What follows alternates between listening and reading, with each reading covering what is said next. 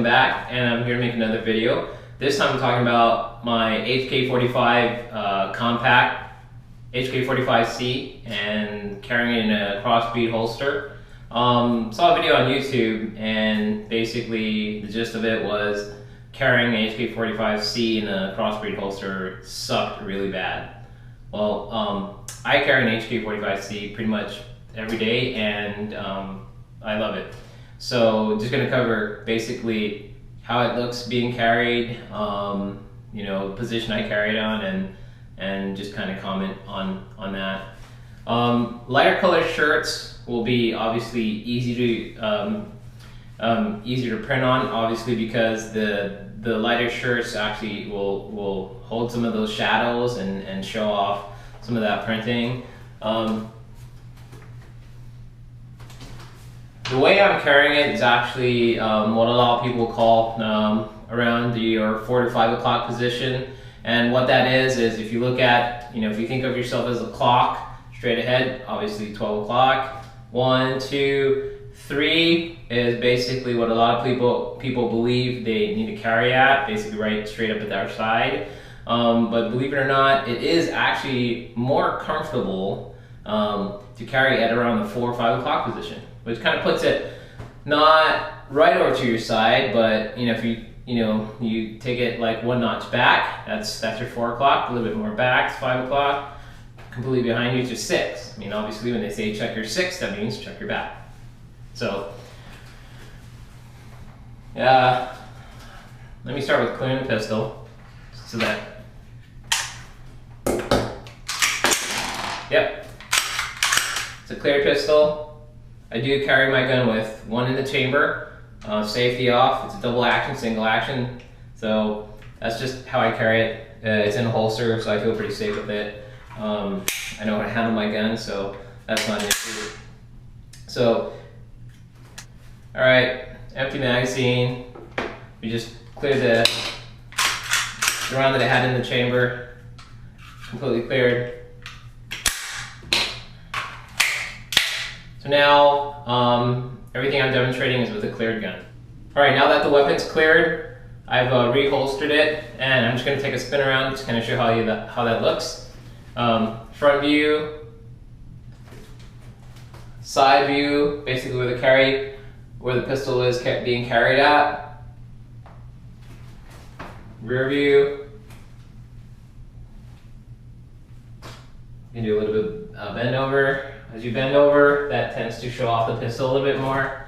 If I reach over for something, that's why basically, if you carry a lot, you find yourself pulling down on your shirt.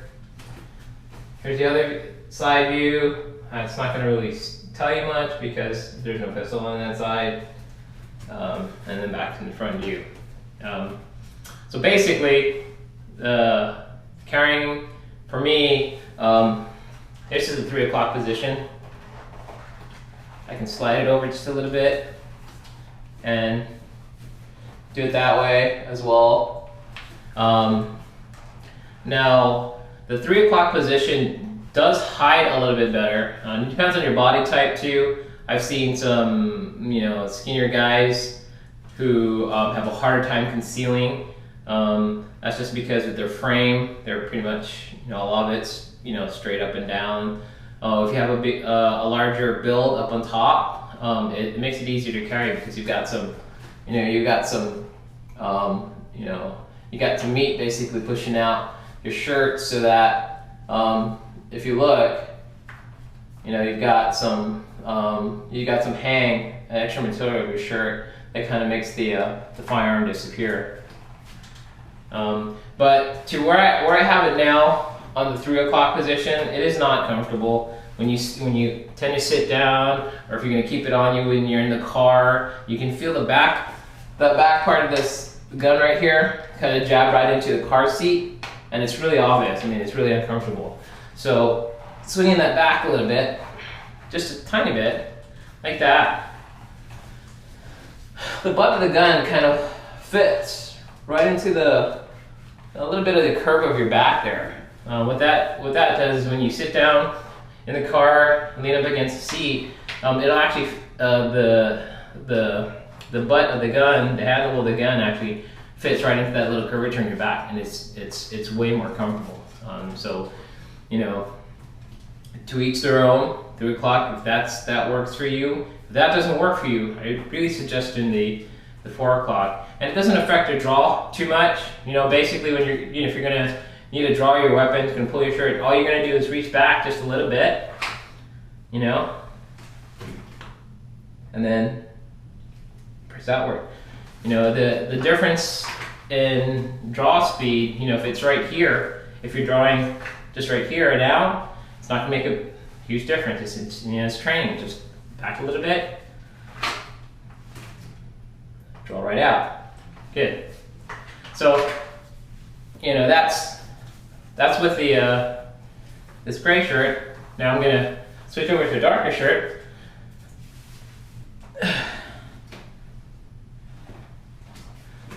That's basically how it looks. That's the 4 o'clock position. It's my favorite carry position. Darker shirts, obviously because the shadows kind of blend in with the darker shirts. You know, since I started carrying, I opt for much, you know, darker colors, dark grays, blacks. So right there, the darker your shirt is,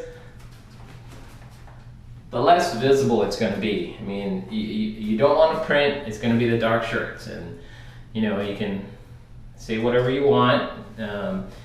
If you want to get a smaller compact pistol and wear all different kinds of shirt, that's great. I have a Ruger LC9 on order, and that's going to be perfect. But until then, you know, if I want to carry the HK45 and I don't want to be obvious about printing, you know, I have my carry permit, so even if it's printing, you know, it's not a big deal. But you've got a lot of different personalities. You have a lot of hoplophobic people afraid of guns. You know, it's not the best thing to, you know, to print, you know, really obviously. And I'll be honest with you, the very, very, very slight printing, majority of Americans aren't going to really notice it. And the people who have noticed other people carrying are people who carry themselves. Maybe police officers, but other permit holders. I've gone to movie theaters, I've gone to the mall, and I've seen where people carrying, and it's not a big deal. You know, it's their Second Amendment right. I applaud them for that. You know, if they're a shady character and they look like they're going to do something crazy, then you know, I just, you know, you're on guard a little bit and watch for that. Other than that, it's a Second Amendment right. You know, if they look like they're carrying a gun, if they're not committing any crimes, you know, it's good to go. And just gotta support that. Anyways, that's pretty much it. If you have any questions on basically carrying with the HK45c and the Crossbreek holster, feel free to leave comments down below. Other than that, HK45c, Crossbreek holster, it's really great. If you're gonna get a Crossbreek holster, I do suggest the horsehide. It gives a little bit more stiffness. Doesn't absorb moisture so much, so it's, you know, it's pretty rigid, and that's kind of what you want